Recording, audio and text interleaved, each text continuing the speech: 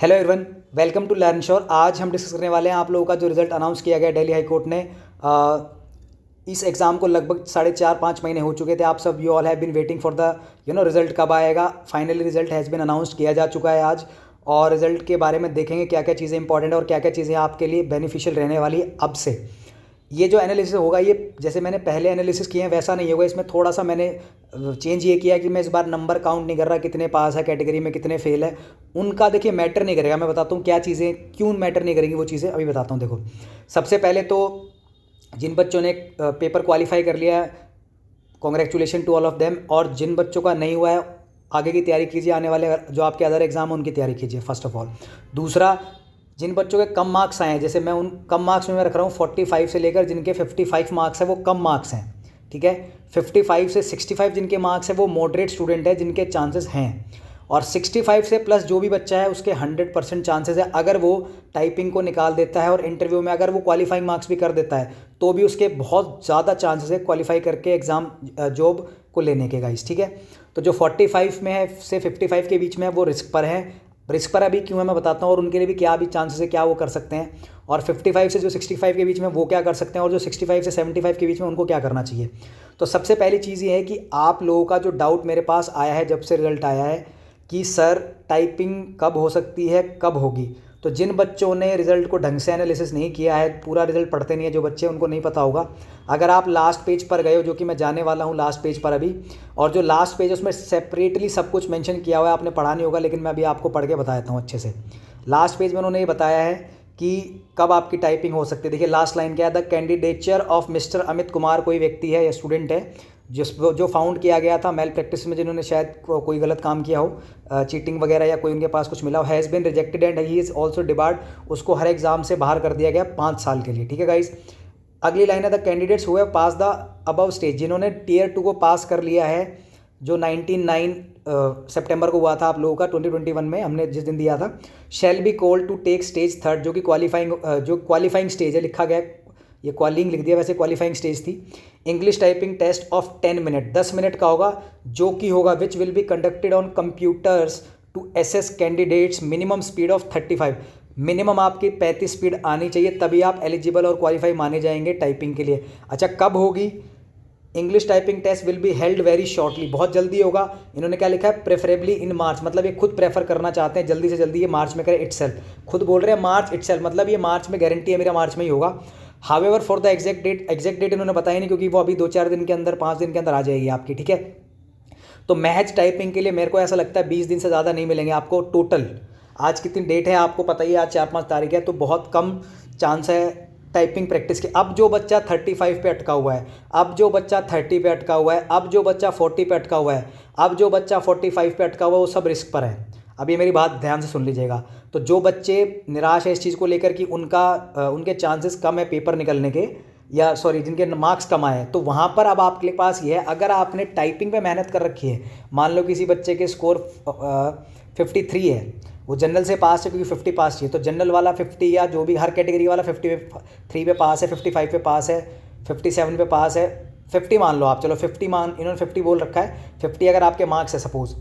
तो अब क्या है, अगर आपने टाइपिंग जेन्युइनली प्रैक्टिस कर रखी है, अगर आपकी स्पीड 60 है, 55 है, 65 प्लस है, तो आप उन बच्चों से ऑलरेडी बहुत ऊपर है जो 35 पे है, 30 पे है, 40 पे है, इवन 45 पे भी है। क्योंकि जब बच्चा टाइपिंग के जाता है देने के लिए, तो उसके ऊपर प्रेशर होता है, बहुत सारी चीज़ें होती है, जिससे वो बच्चा क्या करता है, उसके जो टाइपिंग की स्पीड 5 से 6 तो वैसे ही कम हो जाती है। अगर मान लो 45 मेरी घर पर आ रही है, तो वहाँ पर मेरी 45 आ ही नहीं सकती है, मैं श्योरिटी दे रहा हूँ आपको। वहाँ पर मेरी अगर 45 यहाँ पे आ रही है, तो वहाँ पर मेरी 39, 38 तक आने के चांसेस है। तो इसका मतलब जिन बच्चों की 40 आ रही है, तो वहाँ पर 35 नहीं आएगी उनकी। जिन बच्चों की 45 आ रही है उनके और कम चांसेस है। देखिए, इसलिए मैं बोल रहा था, मैंने पिछले 5 महीने में सिर्फ एक ही चीज़ बोली थी कि टाइपिंग करते रहिए, टाइपिंग करती रहिए, क्योंकि जब ये स्टार्ट करेंगे तो सब कुछ बहुत फास्ट होने वाला है। तो टाइपिंग आपकी इतनी जल्दी होने वाली है, अभी मैं ये मान के चल रहा हूँ नेक्स्ट वीक में ही अनाउंस हो जाएगा आपका टाइपिंग। इसीलिए आपके पास टाइम है नहीं, ठीक है। तो टाइपिंग अगर करनी है तो मल्टीपल आवर्स में करना। लेकिन प्रॉब्लम क्या होती है, ऐसा नहीं है कि आप एक दिन में 10 घंटे बैठोगे तो टाइपिंग बढ़ जाएगी, मुश्किल है, क्योंकि इतना प्रेशर हैंडल करना और इतनी चीज़ें करना मुश्किल है। जो बच्चे ऑलरेडी 60 पर पहुंच चुके हैं उनके पास बहुत ज़्यादा एज है, और जो बच्चे स्कोर 65 प्लस लेके आए उनके पास भी एज है, लेकिन ये क्लैश कर जाएगा। अगर मान लो 65 वाला बच्चा टाइपिंग में फेल हो गया तो उसके 75, 74, 65, 60 सारे मार्क्स जीरो है, कोई फ़ायदा नहीं उस मार्क्स का। Getting my point. तो आपने देखा था डिस्ट्रिक्ट कोर्ट के अंदर 90% बच्चे फेल हो गए थे। अब वहाँ पे स्पेस काउंट नहीं किया गया, वो एक अलग, आप बोलेंगे स्पेस काउंट था नहीं था, वो एक अलग चीज़ है, लेकिन फेल तो हुए ना 90% बच्चे। इसीलिए मैं बोल रहा हूँ इनका क्राइटेरिया अभी क्लियर है नहीं। हालांकि क्राइटेरिया बहुत सिंपल लिखा हुआ है इन्होंने कि 35 स्पीड है विद स्पेस काउंट कर रहे हैं, स्पेस भी काउंट कर रहे हैं, तो इस हिसाब से तो बहुत ईजी स्पीड हो गई टाइपिंग। लेकिन मुझे ऐसा लगता है कि कुछ ना कुछ वहाँ पे चेंज होने की पॉसिबिलिटी है। इसलिए टाइपिंग जिनकी ज़्यादा है, टाइपिंग जिनके जो एज पर है, मतलब 55 प्लस है, वो सेफ जोन में हो सकते हैं। लेकिन फिर भी मैं उनको जो 55 प्लस भी है ना, उनको भी मैं बोलूँगा 2-3 घंटे कीजिए आप लोग, क्योंकि टाइपिंग एक ऐसी चीज़ है कि अगर ये रह गया तो आप पूरी लाइफ रिग्रेट करेंगे कि क्यों और काश ऐसा कर लेता मैं। ठीक है गाइस, तो मेरी एडवाइस आप लोगों को ये है कि टाइपिंग कीजिए डेली जितना ज़्यादा हो सके। तो टाइपिंग का मैंने आपका डाउट क्लियर कर दिया। अब इसके अलावा देखिए कुछ बच्चे जो परेशान है कि मार्क्स कम आए, देखिए 1-2 प्रॉब्लम हो गई है।